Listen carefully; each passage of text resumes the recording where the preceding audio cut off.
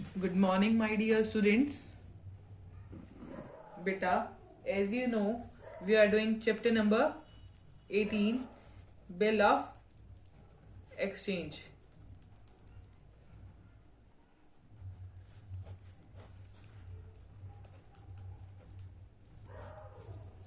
Chapter number 18, Bill of Exchange. Beta, in our previous video, we have done promissory note. Okay, promissory note हमने करा था. Promissory note होता क्या है? When the purchaser of the goods when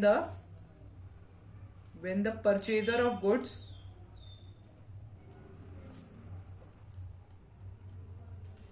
himself writes a note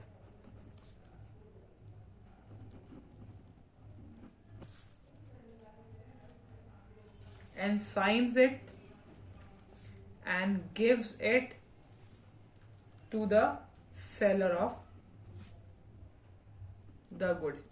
ये हम अपनी पिछली वीडियो में एग्जाम्पल के थ्रू समझ चुके हैं. ओके, इसके feature, specimen, bill of exchange, promissory note में difference, illustration number 1 and illustration number 2 which is on page number 18.6 we have already completed. Okay,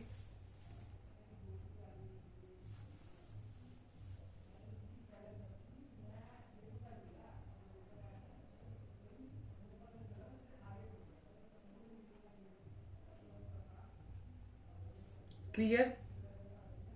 Now after that we have to do some points which is bill at site. Bill at site का मतलब क्या होता है? Site का मतलब होता है जब बिल हमसे मांगा गया, डिमांड करा गया, means payment of bill, payable on demand. जब पेमेंट मांगी गई बिल की, डिमांड करी गई बिल की पेमेंट, उस टाइम हमें जब बिल के पैसे देने पड़ेंगे. ओके, देखो एट साइट का मतलब, देखो अब आप समझ जाओगे. एट साइट का मतलब होता है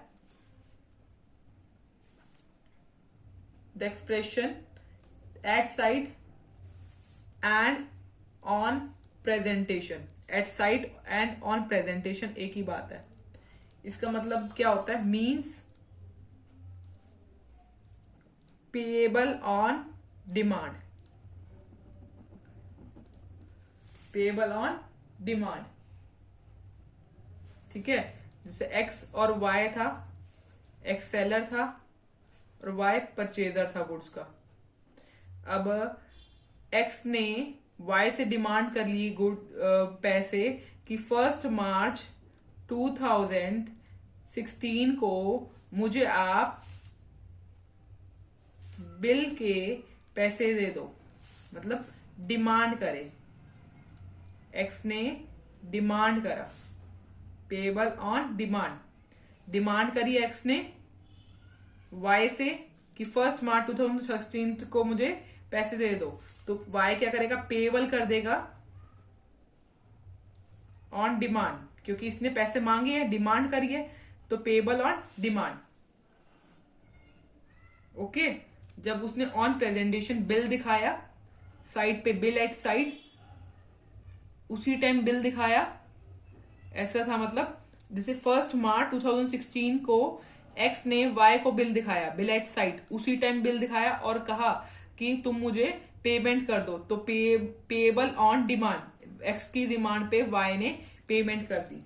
ठीक है. अब आप सोच रहे होगे कि बिल पे अगर पीरियड लिखा हुआ है तो वो कैसे इस पीरियड में मांग सकता है? तो नहीं, इसमें बिल में कोई भी पीरियड मेंशन नहीं होगा. If no time for payment, if no time for payment is mention in bill, bill के अंदर कोई भी टाइम मेंशन नहीं है, it is payable on demand.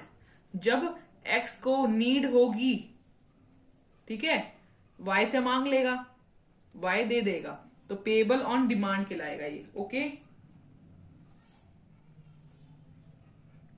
मतलब एक्स ने प्रेजेंट करा, प्रेजेंट मतलब दिखाया वाई को कि ये बिल है तेरा, तो मुझे बिल दे दे। क्लियर, साइड का मतलब उसी टाइम दिखाया। और इसमें ग्रेस जो पीरियड होता है ना, डेज ऑफ ग्रेस, इस बिल के लिए डेज ऑफ ग्रेस नहीं मिलते। ठीक है, इसके लिए ग्रेस ऑफ डेज नहीं मिलते, days of grace, days grace days कुछ भी बोलो, नहीं मिलते। सेकंड पे आ जाओ। सेकंड क्या कहता है, bill after date, bill after date.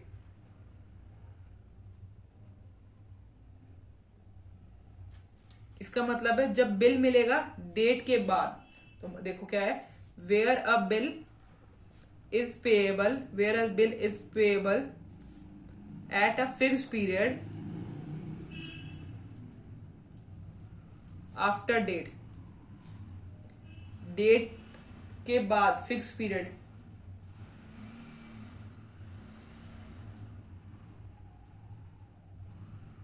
जैसे देखो, बिल ऑफ एक्सचेंज में डेट क्या लिख रखी थी, बिल ऑफ एक्सचेंज में डेट लिख रखी थी 1 जनवरी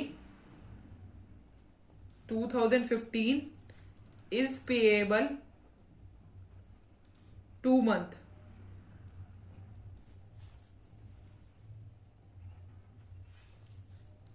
after date, bill after date है। ठीक है, तो इसके अकॉर्डिंग हमारी डेट होनी चाहिए 1 मार्च 2015, ये डेट होनी चाहिए थी। और 3 डेज अगर इस पे ग्रेस पीरियड लगेगा तो ये 4 मार्च 2015, इस डेट तक बिल मिल जाना चाहिए था। But bill after date, bill मिल रहा है हमें आफ्टर डेट, डेट के 4 मार्च से बाद में। अगर हमें बिल मिला 15 जनवरी 2015 को भी, तो हम इसको एक्सेप्ट कर लेंगे, accepted.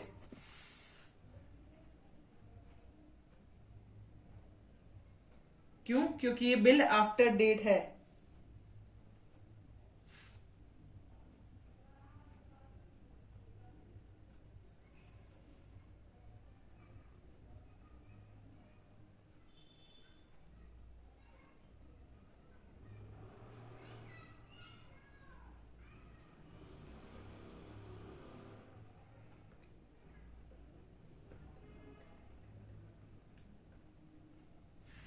Next one is bill at sight,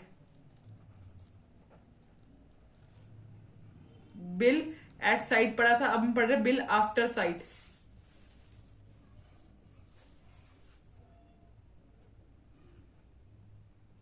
bill मिल गया मुझे आफ्टर साइट, इसमें आएगा where a bill is payable at a fixed period, fixed period after sight. देखो, अब यही वाला एग्जांपल अगर ऊपर वाले लें, 1 मार्च का केस लें, यहां बच्चा जनवरी आना था, बाय चांस मार्च लिख दिया। 1 जनवरी 2015 का केस ले रहे हैं। ठीक है, तो हमें ये मिलना चाहिए था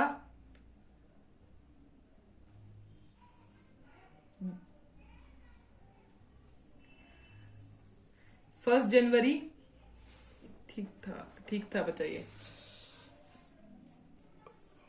1 जनवरी का केस था, 1 मार्च को मिला था, 4 मार्च को ग्रेस पीरियड के साथ हुआ था। देखो, इसमें अभी सेम केस लेते हैं ऊपर वाला, 1 जनवरी 2015 का केस लिया मैंने। ठीक है, तो ये कब मिलेगा मुझे, 1 2 मंथ के बाद वाला बोला गया है, वही पीरियड ले रहे हैं। 1 मार्च को मिलना चाहिए 2015 को, 3 डेज का ग्रेस पीरियड भी दे दिया, मतलब 4 मार्च 2015 तक मुझे ये मिलना आना चाहिए था।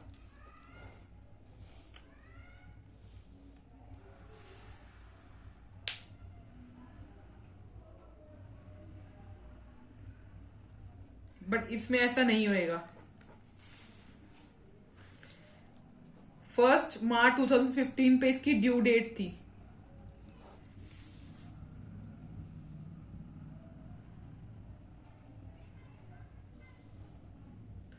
ठीक है, ड्यू डेट थी इसकी 1 मार्च 2015 पे, बट आफ्टर साइट, मतलब अभी साइट इस पे हमने अभी देखा नहीं है, दिखाया नहीं है उसको, बिल कहा नहीं है, उसको दिखाया नहीं है बिल। ठीक है,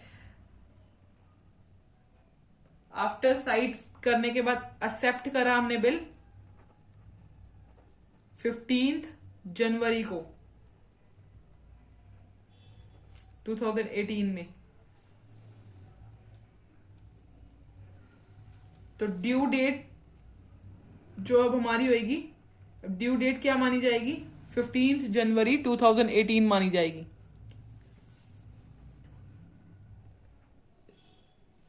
इसके ऊपर अब 3 डे ग्रेस डेज लगेंगे, 3 डेज, 18 जनवरी 2018 आ जाएगी।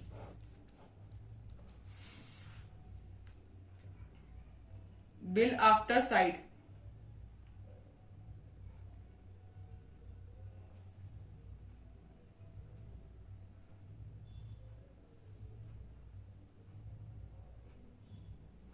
इसका मतलब देखो क्या हुआ, इसका मतलब ये हुआ हमें एक्सेप्टेंस, जब मैंने एक्सेप्ट करा बिल जब मैंने एक्सेप्ट करा, इस केस में बिल मैंने एक्सेप्ट करा 15 जनवरी 2018 के को, उसके बाद हमें 3 ग्रेस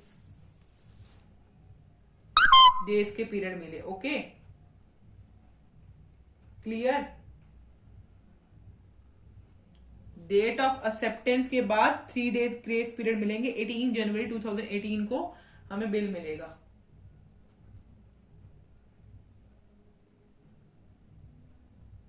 क्लियर?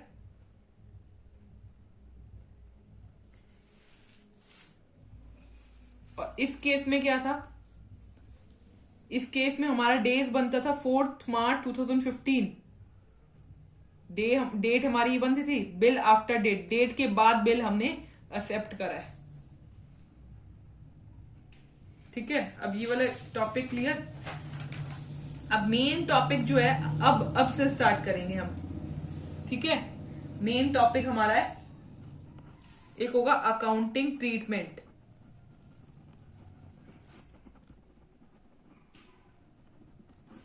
देखो, एक हम लेते हैं हमेशा एक्स और एक लेते हैं वाई। एक्स जो है सेलर है, वाई जो है परचेजर है। एक्स सेलर है और वाई परचेजर है। ओके,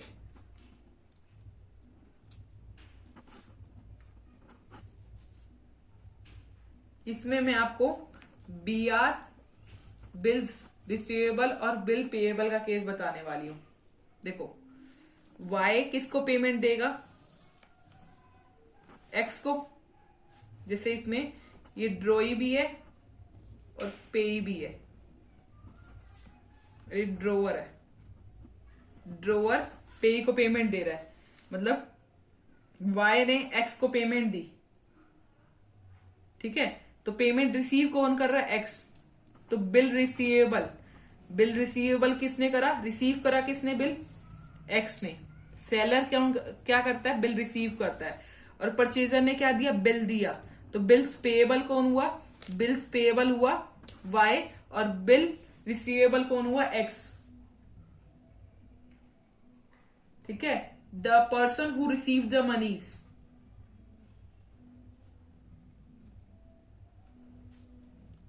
उसको बोलते हैं bill receivable.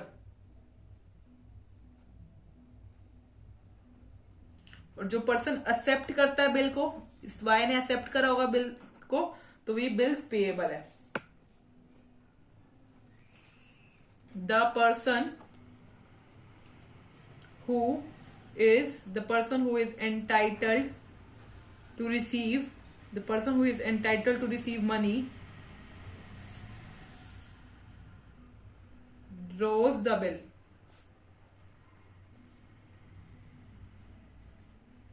and get it accepted from the person who is liable to pay. The person who is entitled to receive money, यही entitle करता है receive money, draws the bill and get it accepted from the person. इससे accepted हुआ, get it accepted from the person, Y ने accepted करा, who is liable to pay money. Y was the liable to pay the money. It is called as bill receivable. इसको क्या कहा आपने? Bill receivable, BR और bill receivable.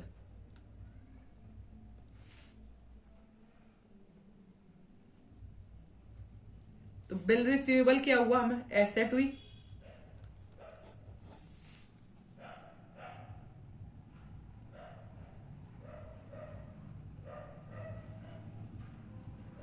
Okay. और ये bill BP क्या हुआ? बिल्स पेएबल, इसने पे करा वाई ने, बिल्स पेएबल. ओके, ये क्या हुई? इसने पे करना है तो इसके लिए क्या है? लाइबिलिटी है. बिल रिसीवेबल, एक्स रिसीव कर रहा है तो इसके लिए एसेट हुई. वाई के लिए क्या हुई? ये लाइबिलिटी हुई. वाई के लिए बिल्स पेएबल लाइबिलिटी हुई. इसके डिफरेंट यूजेस हैं, वो आप ध्यान से समझेंगे. हर एक यूजेस इंपॉर्टेंट है.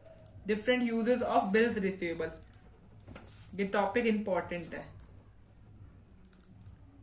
Different uses of bills payable. पहला use,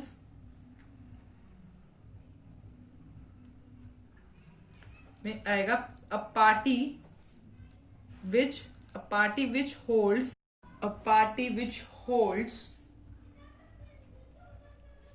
a bill receivable can use it in either of the following.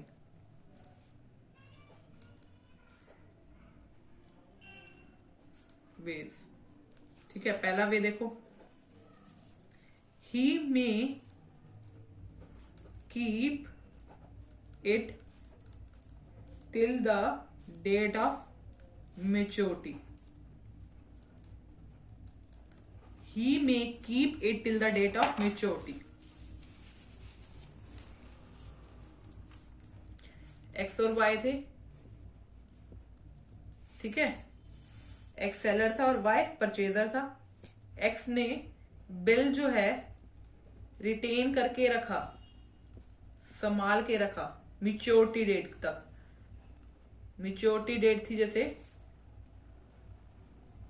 3 मार्च 2015 तक अपने. जैसे अब दुकानदार है, दुकानदार ने सामान तो दे दिया, एक्स एक दुकानदार है, उसने सामान तो दे दिया वाई को उधार में, बट उसने 2 महीने तक ये अपने गले में ये बिल संभाल के रखा और मैच्योरिटी की डेट पे 3 मार्च 2015 के पास ये 3 मार्च 2015 में की डेट पे ये वाई के पास चला गया और वाई को कहता है कि मुझे बिल के पैसे वापस दे. ठीक है, बिल के पैसे दे. ठीक है, तो वाई ने बिल देखा और पैसे दे दिए. कि मतलब इसका हुआ उसने बिल रिटेन करा रखा till the date of maturity. Maturity की डेट तक उसने बिल संभाल के रखा. ये तो सिंपल केस है सबसे. अब दूसरा देखो, ही में discount it with the banker before the date of maturity. देखो maturity date नहीं आई अभी, जैसे maturity date है 3 मार्च 2015, बट X को 3 जनवरी 2015 को ही नीड हो जाती है पैसों की. अब X को मिलना जो चाहिए था 3 मार्च 2015 में पैसा, ठीक है, बट एक्स को नीड हो जाती है 3 जनवरी 2015 में ही पैसे की नीड हो जाती है। तो अब क्या करे, एक्स क्या करे? तो एक्स क्या करा, एक्स बैंक के पास गया और एक्स ने बैंक को बिल दे दिया, बिल ऑफ एक्सचेंज दिया एक्स को। एक्स ने बैंक को बिल ऑफ एक्सचेंज दे दिया, बिल का जो पेपर था वो दे दिया। बैंक ने एक्स को पैसे अमाउंट दे दी। अब आपके दिमाग में क्वेश्चन आना चाहिए, क्या बैंक ने इसको पैसे देते हुए कुछ नहीं सोचा? सोचा, क्या सोचा? चार्जेस लिए इससे। बैंक को क्या फायदा हुआ?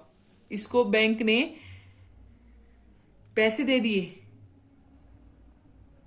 बैंक को क्या फायदा हो? बैंक को चार्जेस मिले। जैसे अब बिल था 1000 रुपए का, बैंक ने 100 रुपए काट के इसको 900 रुपए दिए, 100 रुपए चार्जेस लगे। ठीक है, क्लियर? थर्ड पार्ट देखो, ये तो ध्यान रखना। थर्ड केस ये, ही में engross it to some person, some other party before the date of maturity. He may engross it to some other person, other party before the date of maturity. Maturity date नहीं आई अभी, but उसने endorse कर दिया other party को। देखो, अब आपको याद होना चाहिए, बिल ऑफ एक्सचेंज जो एक नेगोशिएबल इंस्ट्रूमेंट है, हम दूसरी पार्टी को दे सकते हैं। ठीक है, अब देखो इस थर्ड केस का मतलब क्या है, एक्स और वाई थे। ठीक है, वाई ने एक्स को 3 मार्च 2015 में पैसा देना था। एक्स ने वाई जो है परचेजर है और एक्स जो है सेलर है, ये आपको पता है पहले से ही। वाई ने एक्स को 3 मार्च 2015 को पैसा देना था, बट एक्स ने भी एक पर्सन जेड से पैसा ले रखा था। क्या ले रखा था? पैसा ले रहा था या रॉ मटेरियल ले रखा था। तो जेड कहता है एक्स को कि मुझे पैसे चाहिए। ये थर्ड पार्टी हो गई, ये लगा लो थर्ड पार्टी या अदर पार्टी हो गई, है ना। अब जेड को पैसा चाहिए एक्स से। एक्स कहता है मेरे पास तो पैसा नहीं है, बट मैंने वाई से लेना है। तो एक्स ने क्या करा, जो बिल ऑफ एक्सचेंज एक्स के पास था, इसने किसको दे दिया? Bill of exchange. Bill of exchange x ने जेड को दे दिया। किसको दे दिया? एक्स ने जेड को दे दिया। अब ये बात ध्यान रखो, क्या अब एक्स पैसा नहीं लेगा वाई से, अब कौन पैसा लेगा? जेड पैसा लेगी। तो एक्स क्या है? ड्रोवर है। वाई का है? ड्रोई है। 3 पार्टी हो गई ना, और पेई जेड। तो अब वाई जेड को पैसा देगा। लिख रखा है he may endorse it to some other party. Z ने अदर पार्टी को दे दिया बिफोर डेट ऑफ मेच्योरिटी। 3 मार्च डेट ऑफ मेच्योरिटी थी, बट इसको पैसे की नीड थी 3 जनवरी 2015 में इसको पैसे की नीड हो गई। ठीक है, 3 मार्च 2015 मेच्योरिटी डेट थी, बट इसको 3 जनवरी 2015 पैसे की डेट, इस डेट पे इसको पैसा चाहिए था। तो ये इसने क्या करा,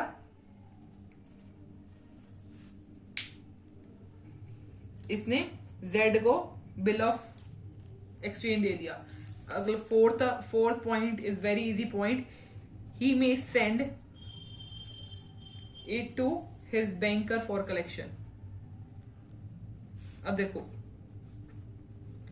अब फर्स्ट केस में तो वो पर्सन बहुत इंटेलिजेंट था, उसने अपने गले में रखा और एक दिन जब मेच्योरिटी डेट आई उसको याद था और वो जाके क्या करा, उसने मेच्योरिटी कर दी। स्मॉल बिजनेस में चलता है, बट मैंने अगर बहुत सारे बिल लेने हो किसी पर्सन से, मैंने क्या करना हो, बहुत सारे बिल लेने हैं किसी पर्सन से, तो मुझे क्या याद रहेगा? क्या मैं अलार्म लगा के सोऊंगी अपने, इससे मुझे इतने पैसे लेने हैं, इतने पैसे लेने हैं, ये याद कर रखना पड़ेगा मुझे। बट मैं क्यों याद रखूं, है ना। तो मैं क्या करती हूं, मैं बैंक को ये जिम्मेवारी सौंप देती हूँ। बैंक में से चार्ज ले लेगा, ठीक है।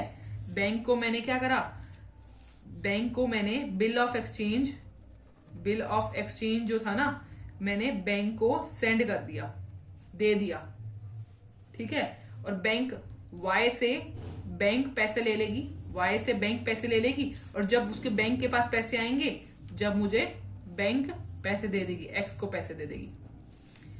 वाई ने बैंक को पैसे दिए क्योंकि बैंक के पास था बिल ऑफ एक्सचेंज, एक्स ने बिल ऑफ एक्सचेंज बैंक को प्रोवाइड कर दिया, ठीक है।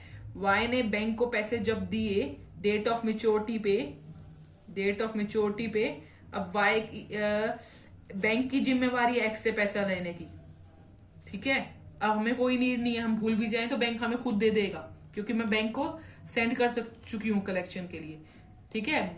बैंक का स्टाफ है इतना ध्यान रखने के लिए। तो क्या हुआ, बैंक ने वाई से पैसे ले लिए, ठीक है, डेट ऑफ मेच्योरिटी पे, और मुझे एक्स को दे दिए, डेट ऑफ मेच्योरिटी पे। मुझे याद करने की जरूरत नहीं हुई, बैंक ने मुझे खुद क्रेडिट कर दिया मेरे अकाउंट में। क्लियर, ये सिंपल केसेस से। अब देखो फर्स्ट केस जो है उसकी अकाउंटिंग ट्रीटमेंट सीखो। अकाउंटिंग ट्रीटमेंट सीख रहे हैं हम, ठीक है। फर्स्ट केस की accounting treatment, when bill is retained by the drawer in his own possession till the date of maturity date तक उसने बिल रिटेन रखा। When the bill is retained by the drawer in his possession till the date of maturity period तक इसने bill संभाल के रखा है। तो इसकी एंट्री क्या होने वाली है, देखो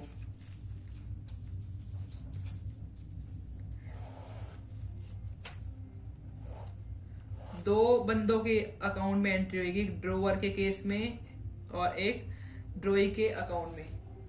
ट्रांजेक्शन क्या होगी वो देखो पहली ट्रांजेक्शन, ड्रोवर एक्स था और वाई ड्रोई है, ये आपको शुरू से पता चल रहा है। एक्स ड्रोवर है मतलब सेलर है, और वाई परचेजर है, ये आपको पता है। एक्स ने सेल किसको करी है, गुड वाई को। एक्स ने किसको सेल करी है, गुड वाई को, ठीक है। सेल कहां आता है, क्रेडिट में आता है, और दी किसको है, वाई को, ठीक है। Y's account debit to sale, ये एंट्री होनी चाहिए पहले, तो इसकी आएगी goods sold to Y on credit, ये एंट्री हो गई।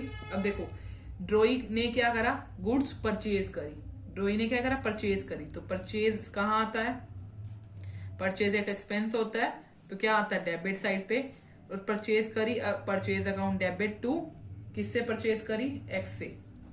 गुड्स परचेज ऑन क्रेडिट, ये कब हुई, व्हेन एक्स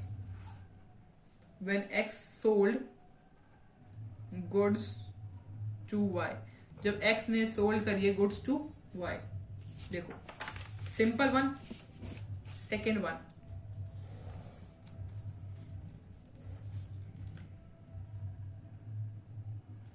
अब हम क्या करने वाले हैं, देखो when X received the bill duly accepted by Y। अब देखो, अब मैंने सेल कर दी और इसने परचेज कर ली, ठीक है। सेल और परचेज करी मैंने, तो वाई ने क्या करा, बिल अब एक्सेप्ट कर लिया, बिल ऑफ एक्सचेंज एक्सेप्ट कर लिया, बिल एक्सेप्ट करके इसने एक्स के पास वापस भेज दिया। तो अब मैं एक्स, ये मैं अब जो वाई का नाम है ना, वो वाई का नाम हटा दूंगी अपने अकाउंट से। मुझे क्या करना है कि कोई भी बुक लेके गया हो, गुड्स लेके गया हो, मैं अब क्या करूंगी, बिल रिसीवेबल, बिल रिसीव हो गया, अब मैंने बिल रिसीव कर लिया। बिल रिसीवेबल क्या थी? एसेट थी। याद रखो, बिल रिसीवेबल क्या थी? एसेट थी। एसेट डेबिट पे आती है। Bill receivable account debit to Y. अब देखो वाई मैंने हटा दिया, अब आप बोला तो वाई यहाँ पर अब क्रेडिट कर दिया। वाई पहले था डेबिट, तो दोनों चीजें कैंसिल हो गई, डेबिट और क्रेडिट खत्म, वाई का केस खत्म। अब मेरे अकाउंट में किससे याद रखूंगी? बिल रिसीवेबल अकाउंट से याद रखूंगी। किससे याद रखूंगी? Bill receivable account. Y credit में कर दिया, पहले वाई कहाँ था? डेबिट साइड में था, दोनों चीजें डेबिट और क्रेडिट कैंसिल हो गया। अब मेरे दिमाग में बिल रिसीवेबल की बात आएगी। वैसे ही to bills payable, bills payable, bills payable, इसके लिए वाई के लिए बिल्स पेएबल आएगा, लाइबिलिटी है उसके लिए। X account debit, Y's account credit. ये आपको समझ आया? When X receive the bill duly accepted by Y, Y ने भेज दिया बिल और एक्स ने रिसीव कर लिया, तो बिल रिसीवेबल, और इसने बिल पेएबल, बिल पे कर दिया इसने बिल्स पेएबल और ये बिल एक्सेप्टेबल। ठीक है, अब ये हो गया। अब मेच्योरिटी डेट आ गई। क्या आ गई? डेट ऑफ मेच्योरिटी आ गई। डेट ऑफ मेच्योरिटी पे क्या हुआ? अब डेट ऑफ मेच्योरिटी पे मुझे पैसा मिलेगा, तो बैंक अकाउंट डेबिट। अब ये याद रखो किससे मिलेगा? अब आप याद रखोगे वाई से मिलेगा, बट नहीं, वाई का अकाउंट तो मैं खत्म कर चुकी हूं पहले। वाई का अकाउंट तो मेरे इसमें है ही नहीं। क्या नाम बचा है मेरे पास? Bill receivable, bill receivable account, bill receivable account. Very good. अब देखो वाई के अकॉर्डिंग बिल्स, वाई के अकॉर्डिंग पैसा गया उसकी जेब से, तो bills to bank account, bills payable. ठीक है, अब देखो बिल्स पेएबल डेबिट करा था, अब बिल्स पेएबल मैं क्रेडिट कर रही हूं, क्योंकि मुझे बिल्स पेएबल के जो पैसा था वो मिल गया बैंक अकाउंट डेबिट से, खत्म हो गया। ये कौन सा केस था? ये केस था जब हम when the bill is retained by the drawer in his possession till the date of maturity. Okay.